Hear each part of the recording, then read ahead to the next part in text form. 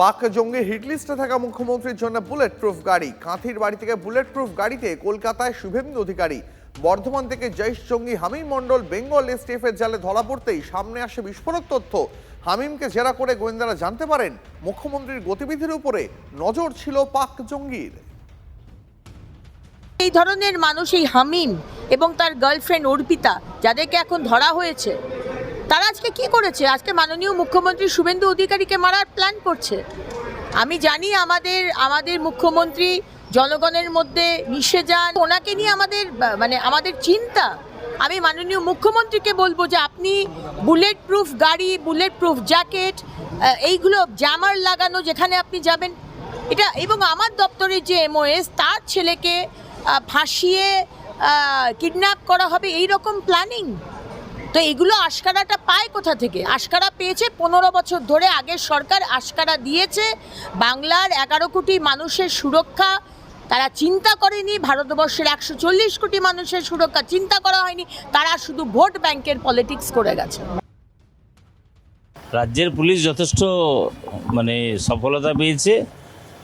সর্বোপরি আমাদের দেশের স্বরাষ্ট্র দপ্তর যিনি নিয়ন্ত্রণ করেন তার নাম অমিত শাহ, এবং ধন্যবাদ রাজ্য পুলিশকে, যেমন কেন্দ্রীয় নিরাপত্তা সংস্থা তাদেরকেও ধন্যবাদ।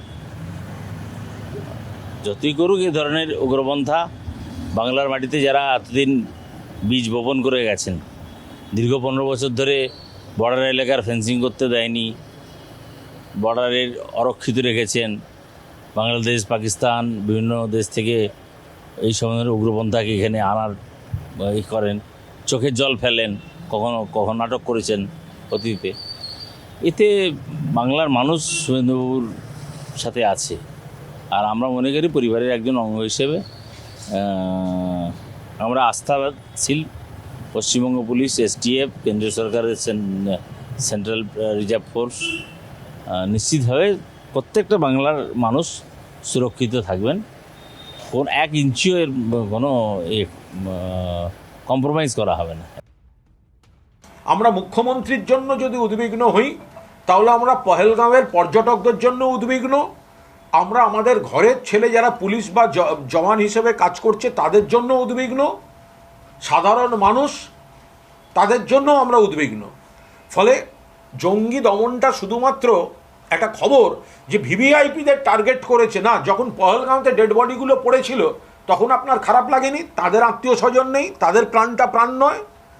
ফলে জঙ্গি সমস্যাটা শুধু ভিভিআইপি অ্যাঙ্গেল থেকে দেখা, এবং জঙ্গিদের গুরুত্ব বোঝাতে কত বড় বড় ভিভিআইপিরা টার্গেট ছিল সেই তালিকা দেওয়াটা কোনো কাজের কথা নয়।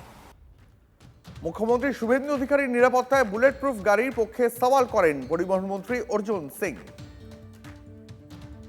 আমার মনে হচ্ছে ওনাকে বুলেট প্রুফ গাড়ি ইউজ করা উচিত, গাড়ির সঙ্গে জ্যামার থাকা উচিত। ওনার কনভয়েতে, শুভেন্দুবাবু কনভয়েতে জ্যামার থাকা উচিত, বুলেট প্রুফ গাড়িতে চলা উচিত।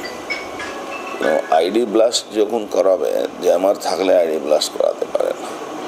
এই জন্য জ্যামার উনি একটু হঠাৎ মানুষ ভিড়ের মধ্যে ঢুকে যাচ্ছেন, এটাও ঠিক না। কেন শত্রুকে উইক ভাবাটা তো কোনো ব্যাপার নেই, কেন শত্রু তো জঙ্গির সঙ্গে যোগ আছে, জঙ্গিদের সঙ্গে যোগ আছে, সতর্ক থাকা উচিত।